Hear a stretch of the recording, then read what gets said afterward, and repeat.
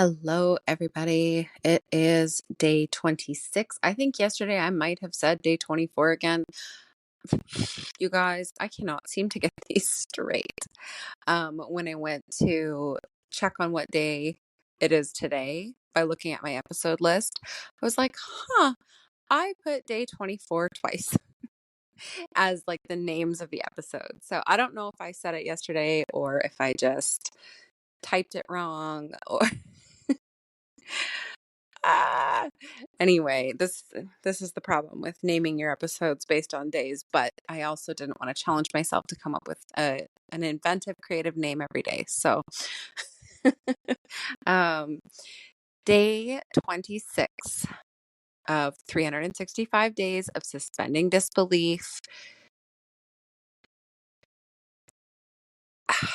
It is May 18th, Jupiter, Sun, Kazemi thing day. For those of you who don't know what that is, don't worry about it. But super powerful, super um, extra juice for your manifestations, kind of a energetics day astrologically. That sentence made no sense. We're going to move on. Okay. So today was very interesting. It was kind of an all over the place day. Normally, if I heard that some big astrological event meant that it was the best day for manifesting for the year, I would try to spend all day on manifesting, pulling cards, meditating, all of these types of activities that to me would be like superpowering my manifestations, right? Um, and not that I didn't do that. Um, I just did a lot else too, right? Like I did those things, but I didn't make it the sole focus of my day. And the couple of times that it popped into my head to be like, I'm not spending much time on that stuff today, I really was able to just see that I didn't need to. Like I can set intentions or decide what seeds I'm planting or pick my manifestations. I can do that stuff in such a short window of time. Like the time is actually not an issue. Spending a certain amount of time on it is not required. Taking a minute to get really clear, or an hour or whatever, to get really clear, so that energetically my intentions are clear, is all that it takes. And I know this so deeply now that it was every time that thought popped up, it was like, no, we're fine. Like, I'm good. I did write out some of the things I wanted to manifest. I did spend time pulling my daily cards, nothing crazy, special. I accidentally stumbled across, for those of you who know them, Kate and Steph. They do a live tandem reading for a lot of the astrological events. They are incredible energy readers. I love attending their events. And I literally went to look for one thing and saw that they were live and was like, oh, guess I'm doing that. And that was like the very beginning of my day. I hadn't even had coffee yet. I normally would not be hopping into other people's energy at that point in my day, but I was glad that I didn't miss it. And then I was able to reset myself afterwards to start my day kind of fresh again. And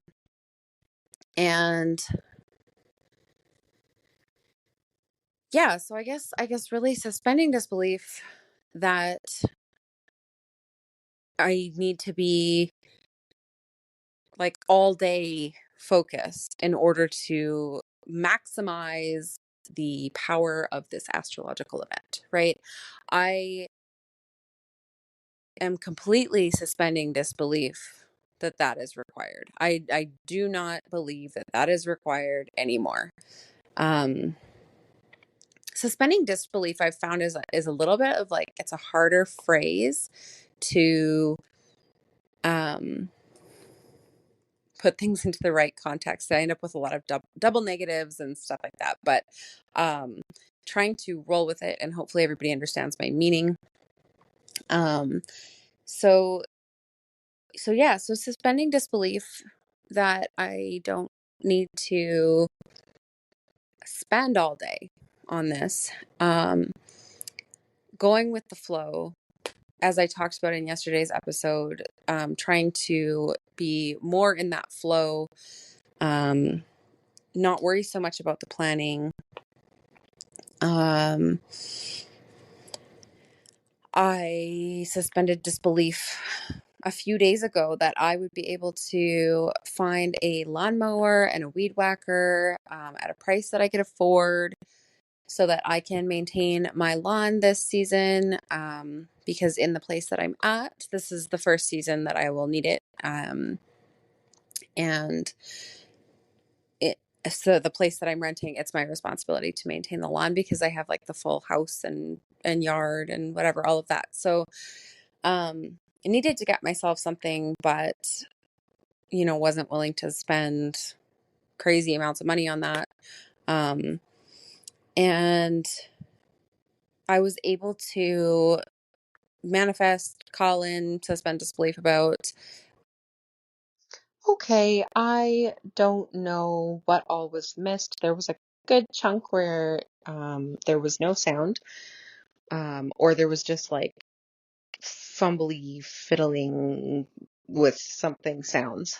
I know the one thing for sure that got cut out was that I was able to manifest or suspend disbelief to call in a lawnmower for $40 and a weed whacker for $20, or the lawnmower was $45. Anyway, I did a bunch of errands today, running around, got these things, and it was like, it was a need that I had. I suspended disbelief that I'd be able to find one that was in my ability to purchase at this time. And I kind of, my day flexed and flowed all day. I don't know what else was said, and I'm going to plop this in the empty space, and then it will pick back up where the sound picked back up.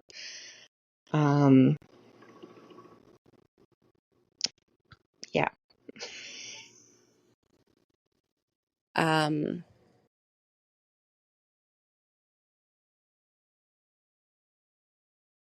Okay, I just saw a notification that my recording had stopped, but that it was starting everyone automatically. I'm hoping that it like stopped and picked right back up left off and didn't cut much out. I think I was playing with my headphone case, the like Bluetooth case, without realizing, and I may have like had my headphones connect. So it was talking about microphone source. Okay, that threw me off, and there is a possible disruption in the recording anyway.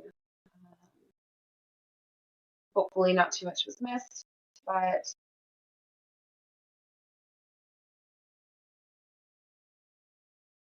yeah, okay.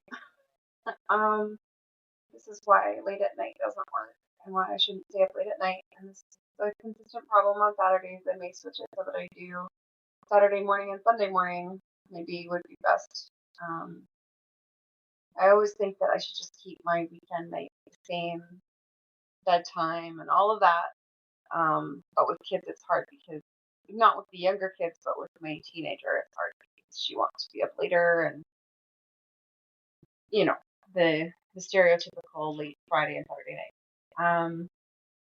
Anyway, trying to get my brain back on track. I finished catching up on Kelly's blog posts, on Jess's telegrams, and I'm really loving, again, having that space to kind of reconnect when I feel like I'm disconnecting from this whole concept.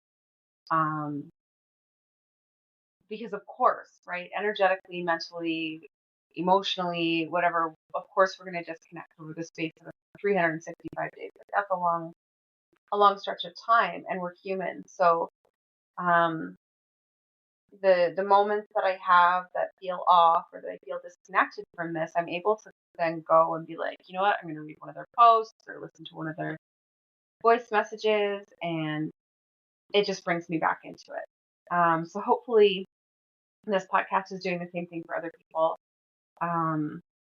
And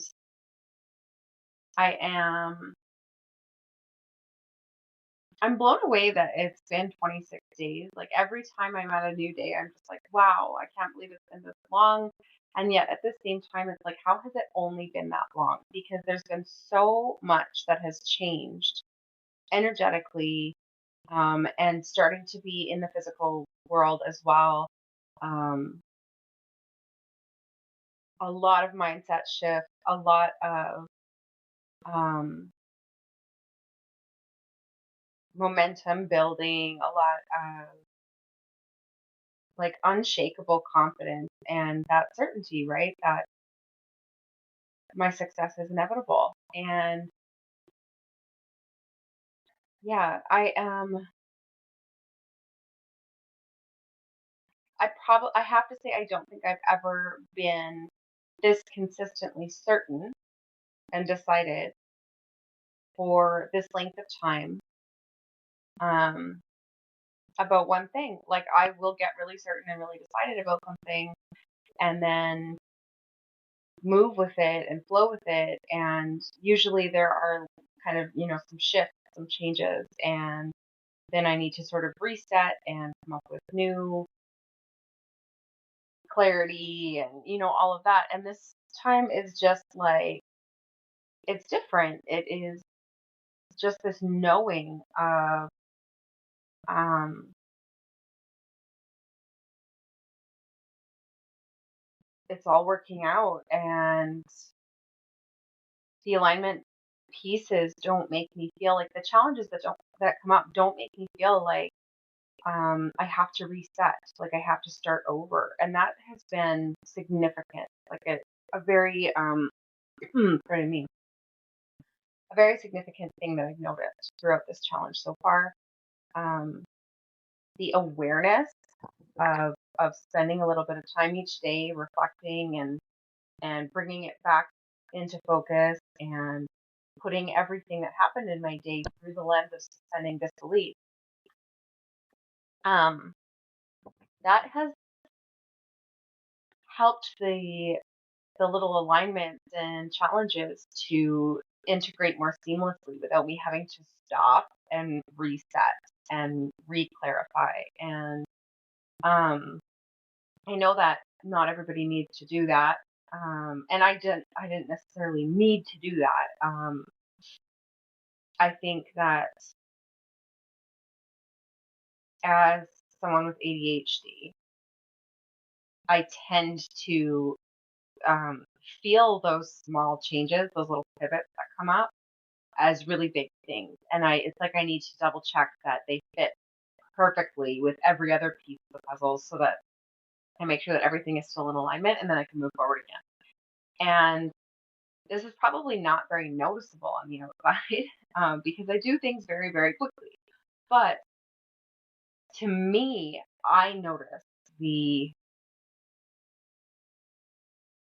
the big pauses is how they feel to me. Like they feel like just, I'll be building momentum and then it's like I slam into a wall and just stop for a minute. And then I start building momentum again, but I'm starting from zero every time. And um or I have been. And this specific way of suspending disbelief, of choosing to believe and to trust that my success is inevitable, that I am always exactly where I need to be, that I can see my manifestations coming. Um, this awareness, this daily reflection has just really helped me to integrate those pieces more seamlessly and not have it feel like I'm hitting a wall every time and not feel like I'm coming to a complete halt every time. So I am building up this incredible momentum. And that's not to say that I haven't built up incredible momentum in the past. I have. but it has been a lot harder, a lot more difficult, a lot more force on my part, or a lot more efforting, as Abraham Hicks would say, uh, like just pushing. And I am very strong and I am very powerful, and so I can push really far and really hard and for a really long time and get far with it, farther than even some people, who aren't coming at it with these extra layers of difficulty, um, where their mind makes them think that they have to reset completely every time there's a small shift, right? But this last 26 days, despite there being like major, major upheaval, this has not felt like that once. I have not felt this wall of stopping energy, of needing to reset energy, of forgetting about what clarity I did have and having to kind of reset it in my mind. I have just kept going forward and not pushing. It's just I'm flowing forward, and it's such a big difference. It's so beautiful, it's so powerful. And I think, and maybe it's in my head, I think that it's hard to discern on the outside. I think that um in the 3D world, it probably doesn't look much different yet, to outsiders, to people who, um,